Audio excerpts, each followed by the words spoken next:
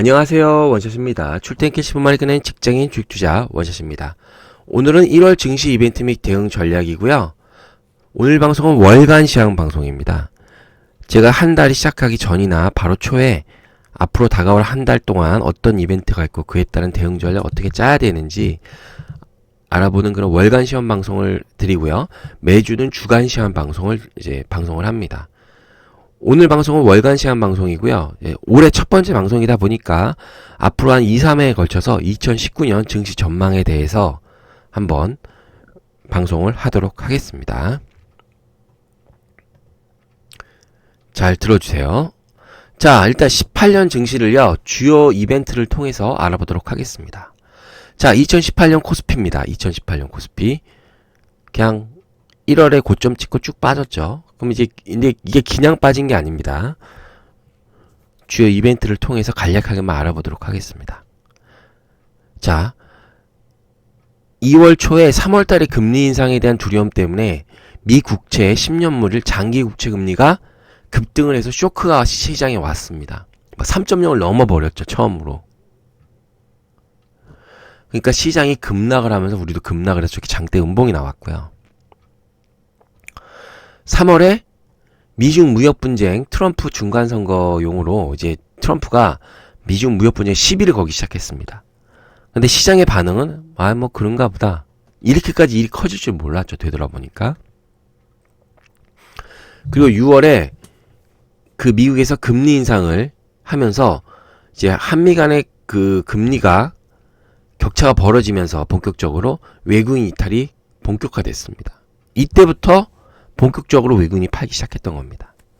그리고 미중 무역 분쟁이 일어났습니다. 그래서 제가 기억하기로는 8월 달에 이제 남미 쪽 이머징 국가에서 돈이 이제 금리가 본격적으로 오른다는 그런 가정과 오르다 보니까 그 신흥국에 갔던 자금들이 미국으로 다시 회귀하기 시작한 거죠. 그러면서 브라질, 아르헨티나, 터키 이런 게 막 우르르 빠지면서 통화가 가치가 급락하면서 이제 그런 이벤트가 발생이 시작했습니다.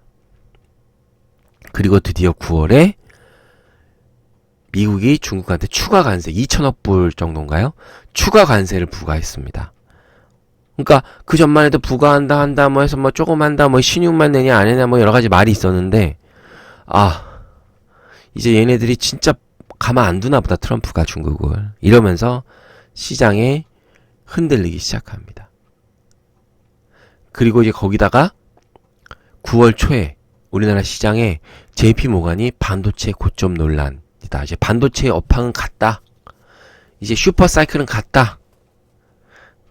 그러면서 보호가 나오면서 급락이 시작되게 됩니다. 진짜 2019년 10월은 한 달 동안 상백 포인트가 빠졌으니까요.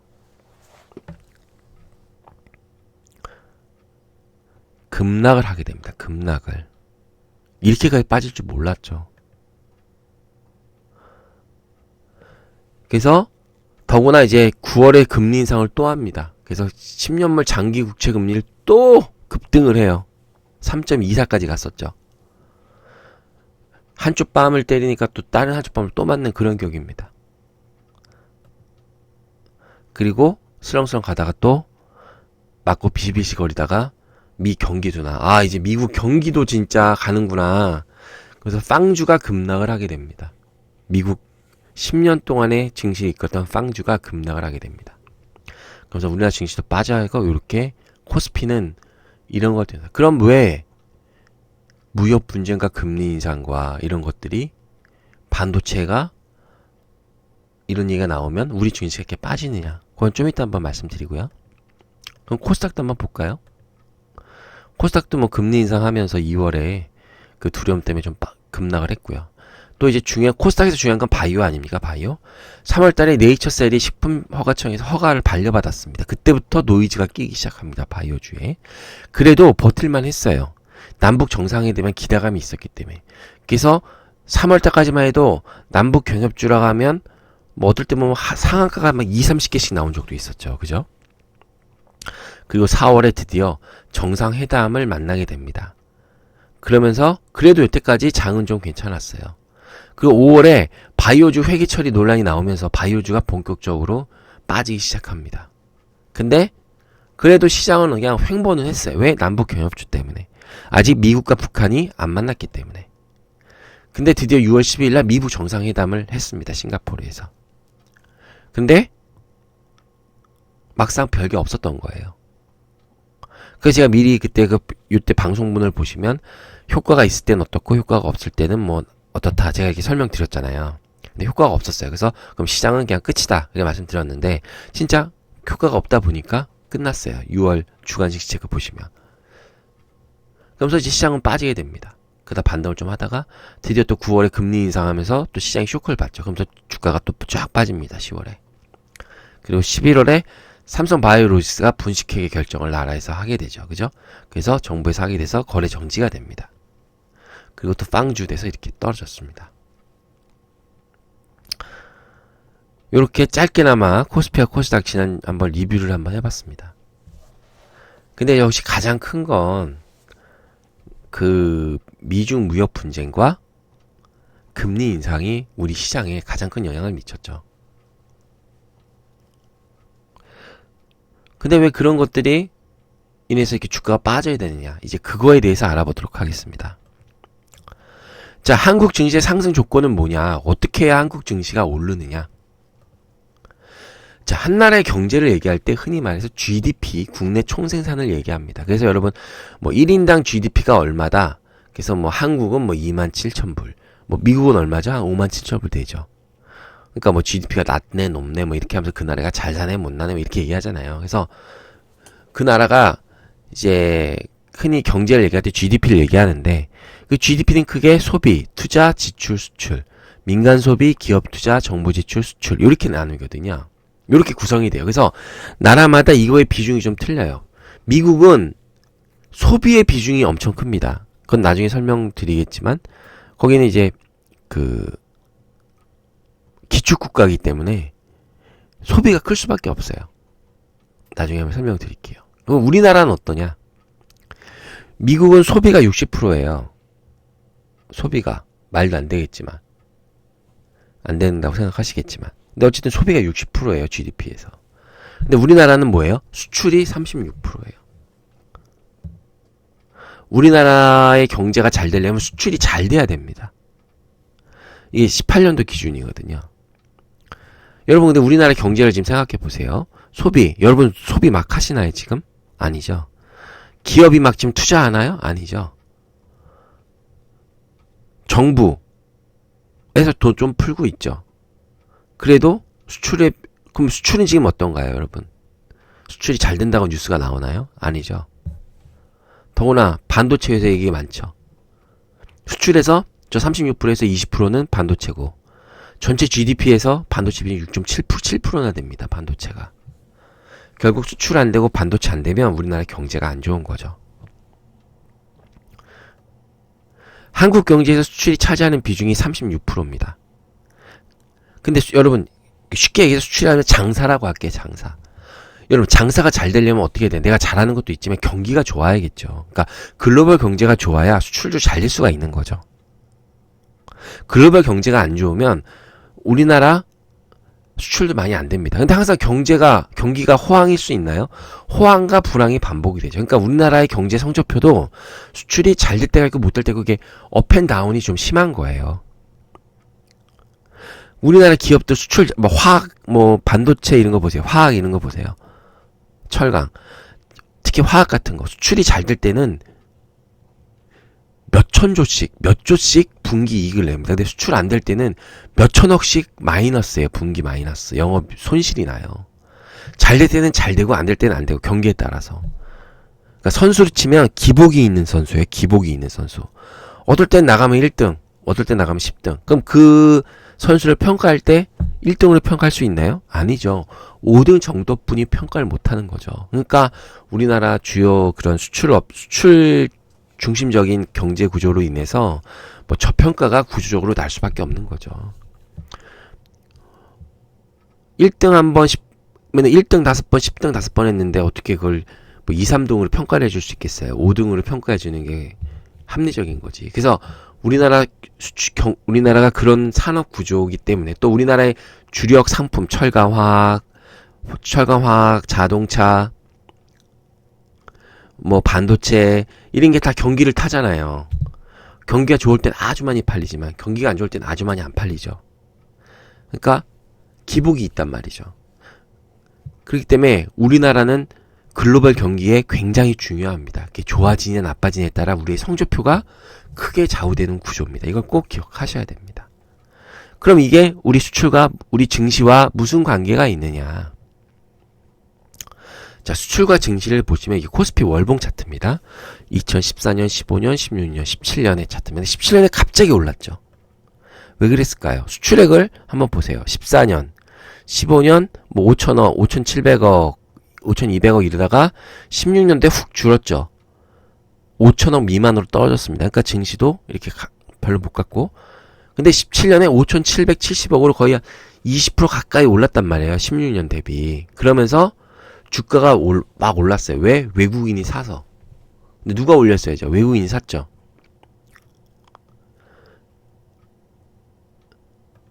근데 보시면 17년에 수출의 큰 폭의 증가는 수출이 많이 되면 장사가 잘 되면 뭐가 늘어요? 기업의 이익이 늘죠. 수익이 늘잖아요. 그러면 기업의 실적이 좋아지니까 2017년 증시는 수출 중심의 대형주에 대한 외국인의 매수로 큰 폭으로 상승하게 됐던 겁니다. 특히 삼성전자, SK하이닉스가 16년도부터 오르기 시작했죠. 말부터. 그러면서 코스피가 막 이렇게 올라가기 시작한 겁니다. 삼성전자 우선주, 하이닉스 3개 합치면 코스피의 25%죠. 그럼 화학도 이제 바톤을 찾아서 갔고, 철강도 갔고, 그러니까 증시가 이렇게 갔던 거죠. 근데 이 월봉 차트를 보시면 18년에 어떻게 됐어요? 뚝 빠졌죠. 왜? 수출액이 17년 대비 얼마 안 늘었어요. 이 670억은요, 여러분. 18년에 14년도 수출액이 5,727억에 비해서 그렇게 많이 늘었다라고 수출액을 볼 수는 없잖아요. 한 10%? 10%도 안 되잖아요. 그죠? 7, 8%? 근데 14년인데는 증시가 최고점이 2100이었으니까 2100 정도 됐으니까 2014년에 지금은 약간 싼 거지 그렇다고 아주 싸다고 볼 수는 없는 거죠. 2000선에서는 좀 싸긴 싸죠. 지금이. 그렇다고 아주 싸다라고 볼 수는 없죠. 그지만 바닥에 거의 가까이 왔다면 볼 수 있겠죠. 가치 대비 보면 이렇게만 봐도. 그러니까 17년에 너무 오버해서 많이 올라간 거죠. 14년 수출액과 17년 수출액이 비슷한데, 그러니까 16년도에 어떻게 보면 이제 짧은 슈팅이 나왔다고 볼 수도 있는 거죠. 16년도에 워낙 적었기 때문에 기저효과 이런 거 쳐서 14년 수출액과 17년 수출액이 비슷한데 주가는 17년에 엄청 많이 올랐었잖아요. 그러니까 그게 어떻게 보면 제자리로 좀 들어갔는데 여러 가지 악재로 인해서 좀 더 많이 약간 빠졌다 이렇게 볼 수 있는 거죠. 그래서 2018년에 17년 대비 수출은 크게 증가하지 않은 상황에서 연중 내내 수출 부분의 악재인 중미 무역 분쟁. 그러니까 우리나라는 수출을 원자재를 사서 중간재를 만들어서 중간에서 중국으로 보내서 수출을 해서 중국에서 완성품을 만들어서 미국에 파는 그런 구조죠, 우리나라. 그래서 중국에 대한 수출 비중이 높으니까 중국이 휘청거리면 우리도 휘청거리면 할 수 높겠죠. 그래서 미중 무역 분쟁이 일어나면 중국의 수출이 줄 거고 미국에 대한, 그럼 우리나라도 중국에 대한 수출이 줄 거다, 이런 메커니즘 때문에 그게 돼버린 거죠. 증시가 이렇게 빠진 거죠. 그 다음에 미국이 금리를 계속 올렸죠. 그러니까 달러가 계속 강세가 되면서 이제 증시도 외국인이 자꾸 팔고 나가니까 증시가 빠져나간 거죠. 이건 수급적인 거고, 중미 무역 분쟁은 수출에 관련된 거고, 이렇게 하면서 빠지게 된다는 겁니다. 그럼 19년은 어떻게 되느냐? 6,250억. 그럼 18년은 얼마예요? 6,070억. 별 차이 없죠. 그렇지만 수출액은 다소 늘었지만 더 웃긴 건 수출 증가율은 2년 연속 둔화가 지속된다는 거예요. 17년에서 18년 보면 한 뭐 300억 정도 늘었잖아요. 그죠? 그럼 18년에서 19년도는 얼마 늘었어요? 한 180억 분이 안 늘었네요. 그러니까 점점 증가율이 둔화가 되는 겁니다. 주가는요, 이렇게 성장한다는 게 되게 중요하거든요. 성장성이. 근데 성장성이 떨어지게 된 거죠. 한국 경제가. 그 성장성을 흔히 말하는 이제 프리미엄이라 그러고, 주가는 실적과 그 프리미엄의 합비거든요. 주가는. 잘 이해가 안 가시는 분은 저기 그 주간 증시 체크 제가 주가 형성의 원리 뭐 이런 걸 한번 보세요. 제 링크를 걸어 놓겠습니다. 어쨌든 증가율이 계속 둔화된다. 그러니까 구조적으로 올해 증시도 오르기 어렵다는 거죠. 이 차트를 한번 보세요. 2014년부터 2018년 한 뭐 2월까지인데 3월까지인데 초록색 선이 환율 차트. 예전에 보여드렸던 거예요. 그다음에 빨간색, 파란색 막 점선처럼 막 있는 게 지수 차트입니다. 코스피. 보시면 자, 수출이 감소했어요. 수출 증가율이 14년부터 16년도에. 그때 주가는 이렇게 횡보했죠. 사주는 사람이 없으니까. 외국인이 들어와서 안 사주니까. 그때 환율은 막 이렇게 올라갔습니다. 달러가 자꾸 빠져나가니까 그 달러를 살려면 우리 원화를 더 많이 줘야 되는 거죠. 달러가 희귀하니까. 그러다가 수출 증가가 이제 하게 되죠. 반도체 중심으로. 그러면서 주가는 이렇게 급상승을 하게 됩니다. 그러니까 다시 외국인이 우리나라 주식을 사니까 달러가 이렇게 빠지는 거죠. 그러니까 달러가 낮을수록 외국인이 주가를 산다. 이렇게 그냥 쉽게 이해하시면 돼요. 그렇지만 이제 그걸 뭐 여러 가지 말씀드릴 수도 있는데 환율은 좀 나중에 한번 말씀드리고 제가 주식 강좌에 혹시 환율이 있는지 모르겠는데 아마 있을 것 같기도 한데 한번 보시고요. 어쨌든 수출과 환율과 그거는 이런 게 있다. 그래서 외국인이 매수세가 유입되기 위해서는 기업 이익이 증가해야 된다. 수출이 증가해서 거기서 실적이 좋아지면 외국인이 사게 되는 거죠. 근데 앞서 말씀드렸지만 19년 증시 환경은요. 이 어떤 증시를 바치하는 펀더멘탈인 글로벌 경기가 둔화되는 추세가 이어질 확률이 높습니다. 그리고 우리나라 수출도 둔화될 확률이 높은 거죠. 그렇기 때문에 이에 따라서 19년 국내 증시도 상승세로 돌아서기는 힘들다. 외국인이 막 와서 사기는 쉽지 않다. 구조적으로. 일단 큰 틀은 그렇게 잡고 가는 겁니다. 큰 틀은. 그렇다고 외국인이 365일 내내 팔진 않잖아요. 이제 사는 것도 좀 있을 거고. 전반적인 추세가 그렇다는 거죠. 펀더멘탈이. 그래서 앞으로 한 2, 3회에 걸쳐서 보다 구체적으로 어떤 증시 환경에 대해서 펀더멘털과 그에 대한 대응 전략을 구체적으로 알아보도록 하겠습니다. 오늘 방송 시간에서 이걸 다 방송을 할 수는 없고요. 시간상 뭐 여러 가지 그런 게 벌써 이제 방송한 지 20분이나 됐는데 어쨌든 이걸 이제 앞으로 나눠서 1월 달에 한번 보도록 하겠습니다. 자, 1월 주요 증시 한번 보시죠. 이벤트. 자, 1월 핵심 이벤트는 뭐가 있나요? 자, 미중 추가 관세 유예. 그 다음에 파월 금리 인상 유예 발언. 이 두 개가 있어요. 둘 다 유예인데 그게 있고요. 일단 날짜를 보시면 1월 수출입 동향 발표됐는데 수출이 역시 둔화되고 있습니다. 반도체도 둔화되고 있고요. 그 다음에 5월 이제 5일에 전미 경제학회에서 파월이 발언을 했어요.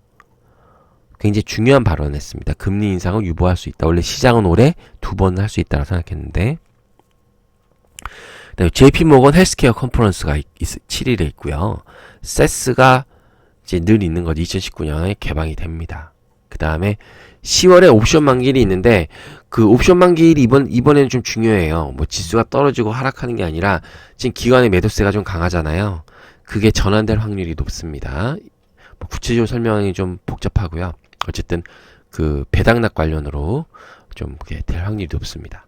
그러니까 잘 보시고요. 10일날 기관 이후에 어떻게 되는지 11일부터 기관이 어떻게 되는지 그 다음에 29일날 미국 FOMC 회의가 있는데 이때 그 왜 앞으로 해야 되냐면 기자회견을 매일 해요. 그럼 이제 파월이 5월에 얘기한 게 있단 말이에요. 5일날 그거에 대해서 확인을 할 수가 있으니까 한번 보시도록 하시겠습니다. 그럼 세부적인 중요한 내용들 한번 보시도록 하시죠. 자, 미중 추가 관세 유예. 1월 1일 날 중국산 수입품에 대한 2천억 달러금의 관세 부과를 90일간 유예하기로 했습니다. 그래서 추가 협상을 개시 중이에요. 지금도 뭐 여러 가지 뭐 중간중간 뉴스가 나오고 있죠. 근데 결론은 중국이 양보를 할 수밖에 없다. 중국이 미국을 이길 수는 없습니다. 제가 말씀드리지만 중국이 지금 컨디션도 굉장히 안 좋기 때문에 결국에는 근데 이제 시진핑도 체면이 있잖아요. 자기가 이제 1인 독점 권력인데 그래서 그 부분에 대한 뭔가 이제 좀 이렇게 하면서 할 거예요. 근데 그게 있고 파월이 금리 인상 발언을 했는데 1월 4일 금리 인상 전미 경제안 학회에서 향후 금리 인상은 인내하겠다는 말을 했습니다. 그러니까 상반기에 인상이 힘들 듯해요. 그러면 그 지금 작년에 우리 증시를 흔들었던 미중 무역 분쟁 그 다음에 파월 그 금리 인상이 상당 부분 누그러질 수 있거든요. 앞서 말씀드렸잖아요. 그러니까 뭔가 시장이 다음 주부터 바뀔 수도 있어요. 펀더먼털은 그렇지만 그 안에 세부적인 이게 모멘텀들이잖아요. 그 모멘텀들이 긍정적으로 되기 때문에 단기적으로는 변할 수도 있습니다. 근데 시장이 어떻게 틀지는 가봐야 되는 거죠.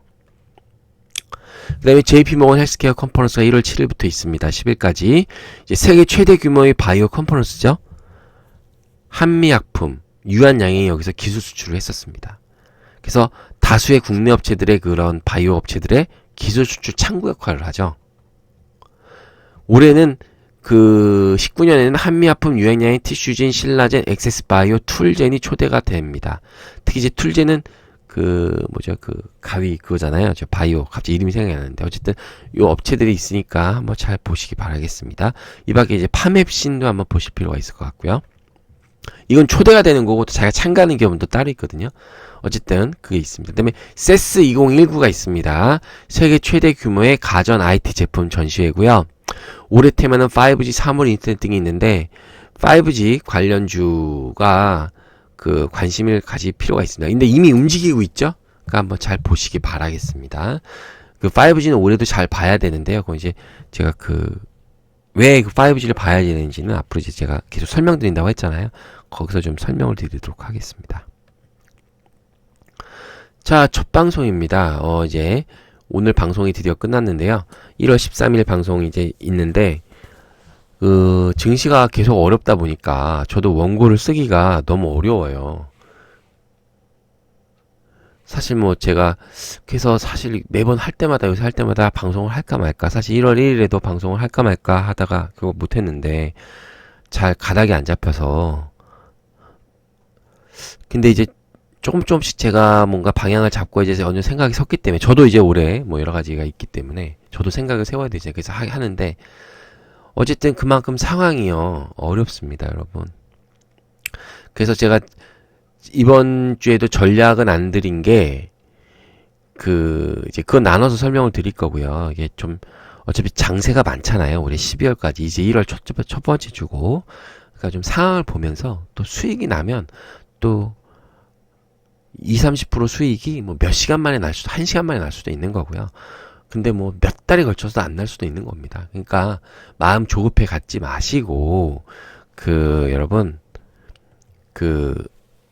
좀 차분히 시장을 바라보셨으면 좋겠어요. 근데 변화가 있을 수도 있으니까 전체적인 틀을 펀더먼털 보시고 모멘텀 보시고 그에 따른 대응 전략. 근데 이걸 사면 왜 이걸 사야 되는지 뭐 그런 거 제가 자세히 설명드릴 거니까요. 한번 좀 같이 올해도 좋은 시간 되셨으면 합니다. 잘 보셨나요, 여러분? 잘 보셨다면 구독 버튼, 좋아요 버튼 꾹 눌러주세요. 저한테 큰 힘이 되니까요. 이상 원샷이었습니다. 오늘 제가 방송드린 증시 상승의 원리 그거 꼭 기억하셔야 됩니다. 아셨죠?